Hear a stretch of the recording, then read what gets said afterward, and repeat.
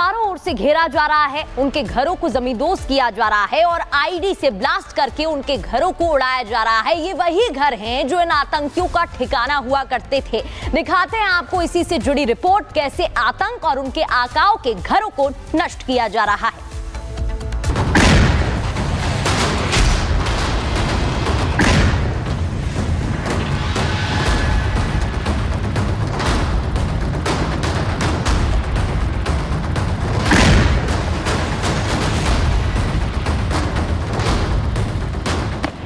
जम्मू कश्मीर के पहलगाम में आतंकियों ने हमला करके समूचे देश को वो जख्म दिया है जिसे भूल पाना किसी के लिए भी आसान नहीं होगा। लेकिन अब हर एक जख्म का हिसाब लिया जाएगा, जिसके लिए जम्मू कश्मीर में धुआंधार एक्शन शुरू हो चुका है।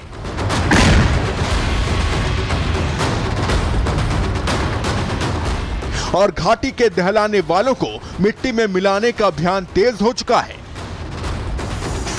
यह बिजबेहरा के आतंकी आदिल का घर है, जिसकी तलाश में पुलिस और सेना के जवान लगे हुए हैं। ये वही आतंकी है जिस पर आरोप है कि उसी ने पहलगाम हमले की साजिश रची और पाकिस्तानी आतंकियों की हमले में पूरी मदद की। आदिल ने साल 2018 में अटारी वाघा बॉर्डर के जरिए वैध तरीके से पाकिस्तान की यात्रा की थी, आतंकी कैंप में ट्रेनिंग ली और आतंकी संगठन टीआरएफ का कमांडर बन गया और पिछले साल ही कश्मीर लौटा था। भारतीय जवानों का एक्शन आगे भी जारी रहा। सुरक्षा बलों ने त्राल में सक्रिय आतंकी आसिफ शेख के घर को एक ही धमाके में नेस्तनाबूद कर दिया। आतंकी आसिफ का नाम भी पहलगाम हमले में सामने आया था। जब सुरक्षा बल उसके घर पहुंचे तो उन्हें संदिग्ध सामान दिखा, जो कि आईईडी था। सुरक्षा बल पीछे हटे और एक ही धमाके में पूरा घर तबाह हो गया।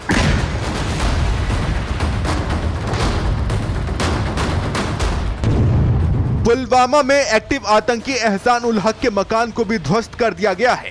एहसान उल हक लश्कर ए तैयबा का आतंकी है और साल 2023 से घाटी में एक्टिव है। हाथों में हथियार लिए ये है आतंकी शाहिद अहमद कुटे, जिसके घर को भी सुरक्षा बलों ने नष्ट कर दिया। शाहिद अहमद कुटे साल 2022 से घाटी में एक्टिव है और आतंकी वारदातों को अंजाम देने की साजिश रचता है। कुलगाम में भी आतंकी जाकिर का मकान गिराया गया है। जाकिर लश्कर का आतंकी है जो कि घाटी में लंबे वक्त से एक्टिव है। कुलगाम के मतलाम इलाके में भी सक्रिय आतंकी जाहिद अहमद के घर को ढा दिया गया है। आतंकी कोई भी हो, लेकिन उनके ठिकानों को चुन चुनकर सुरक्षा बल मिट्टी में मिला रहे हैं। सुरक्षा बलों ने लश्कर ए तैयबा के आतंकी फारूक अहमद घर को ब्लास्ट कर 3 सेकंड में ही उड़ा दिया। फारूक फिलहाल पाकिस्तान में छिपा हुआ है और वहीं से आतंकी गतिविधियों को संचालित करता है।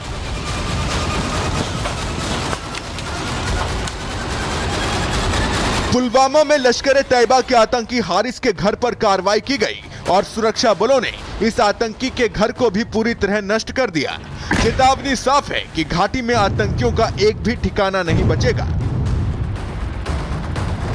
मलबे का ढेर बन चुका ये आतंकी जमील अहमद का घर है। देर रात सुरक्षा बलों ने जमील अहमद के इस घर को ब्लास्ट करके उड़ा दिया।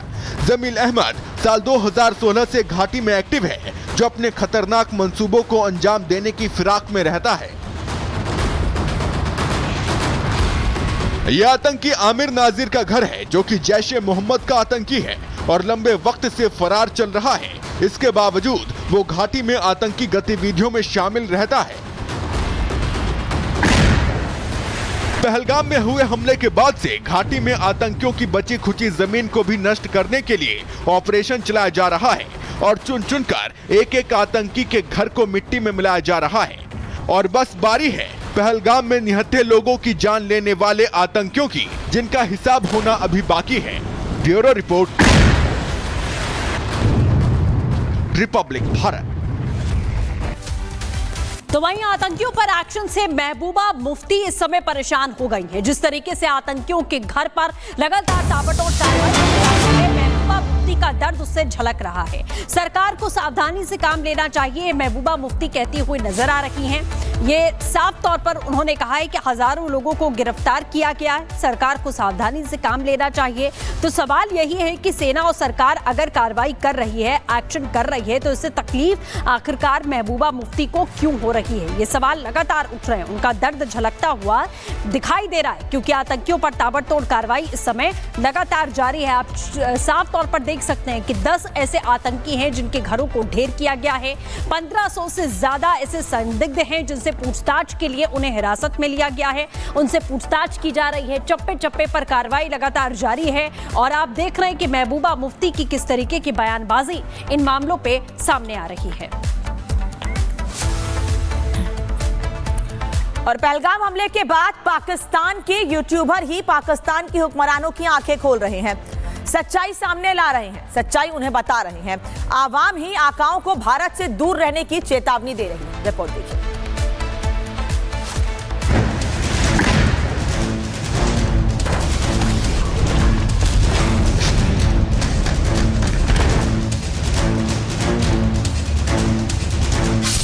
भूखे मर रहे पाकिस्तान के बुरे दिन, पाकिस्तान की आवाम ही बता रही सच्चाई।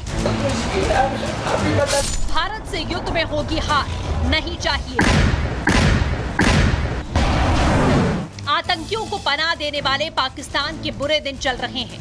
दहशतगर्दों को जहन्नुम में पहुंचाया जा रहा है, चुन चुनकर पाकिस्तानियों को वापस भेजा जा रहा है। और अब हालात ऐसे हो गए हैं कि आतंकिस्तान की आवाम ही उसकी आंखें खोल रही है। पाकिस्तान इस कंडीशन में है कि वो एक इस वक्त कमज़ोर स्टेट ज़रूर है, लेकिन मैं समझता हूँ कि इंडिया एक उभरती हुई मैशत है और उसकी ग्रोथ अच्छी है, उसका एक स्ट्रक्चर अच्छा है। वो जंग की तरफ नहीं आएगा, धमकियों की तरफ ज़रूर आएगा। पर पाकिस्तान आर्मी को यही एज है कि पाकिस्तान का हर सोल्जर जो है ना, वो जान देने के लिए बना है। इंडिया की जो आर्मी है वो हिफाजत करने के लिए बनी है, अपनी कंट्री के लिए, वो जान देने के लिए उनके सोल्जर नहीं बने। जो पाकिस्तानी सोल्जर, पाकिस्तान आर्मी है, वो शहीद होने के लिए बने हैं। इसमें देखें, एज अ नेशन जब अब कोई कंट्री मजबूत होता है ना, तो वो एक्शन ले सकता है किसी के खिलाफ। तो हम इस टाइम इस पोजीशन में नहीं है। सबसे पहले हमें अपने अंदर से हमें मामला को ठीक करना पड़ेगा, इकोनॉमी को ठीक करना पड़ेगा, गवर्नमेंट को स्टेबल करना पड़ेगा, लोगों को एज अ नेशन यूनाइट होना पड़ेगा। उसके बाद हम ग्रो करेंगे और हम लोग कहीं ना कहीं जाके स्टैंड ले सकते हैं उनके खिलाफ। अभी ऐसे बातों से भी नहीं हम कर सकते, हमें खुद को बेहतर करना है। सुन लो पाकिस्तान, सुन लो शाबाश शरीफ, तुम्हारी आवाम ही तुम्हें आईना दिखा रही है। भारत से युद्ध करोगे तो बेमौत मारे जाओगे, कब्र के लिए जगह तक नहीं मिलेगी। भारत की सेना के साथ भारत के 140 करोड़ लोग भी तैयार हो गए हैं और ये तुम्हारी जनता भी बता रही है। नो डाउट इंडिया हमसे बहुत बड़ा कंट्री है, उनकी बजट भी हमसे 3-5-6 गुना ज्यादा है। यानी उनका जो बजट है वो $50 बिलियन से भी ऊपर है। हमारा $10 बिलियन भी नहीं है। उर्दू का एक शेर है ना कि हम तो डूबेंगे सनम, तुझको भी ले डूबेंगे। भाई हम तो वैसे ही बर्बाद है। हमें भी पता है कि हमारी इकोनॉमी का बुरकस निकल चुका है। हमारे पे कर्जों का इतना बोझ है कि हम वो बर्दाश्त नहीं कर सकते। लेकिन देखो, जंग से कोई फायदा नहीं होता। भाई इतने सालों से हमने क्यों डैम नहीं बनाई? ये चीज जो भारत सोच रहा है, हमने क्यों नहीं सोचा? नहीं, हमने सोचा, हमने अपने बैंक बैलेंस बनाए हैं। हाँ। स्विट्जरलैंड में बनाए हैं। हमें इससे फुर्सत नहीं मिली। अब उनको देखे और हमें देखे, चाहे वो हमारा दुश्मन मुल्क ही है, अच्छा, लेकिन उन्होंने तरक्की कर ली है ना। बड़ी sir, 5th largest economy, 4th बनने वाले हैं। हम इसी बात भी खुश हैं कि वाघा बॉर्डर में हमारी टांग ज्यादा ऊपर जाती है बस। और सर अब वाघा बॉर्डर भी बंद हो गया है।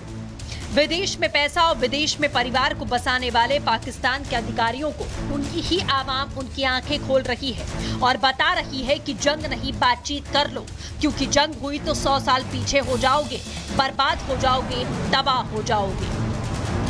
Bureau report, Republic Bharat. और बड़ी खबर, जहां राजस्थान में भारत पाकिस्तान बॉर्डर पर अलर्ट जारी है। सुरक्षा बल अलर्ट मोड पर है। भारत पाकिस्तान सीमा पर लगातार बीएसएफ गश्त कर रही है।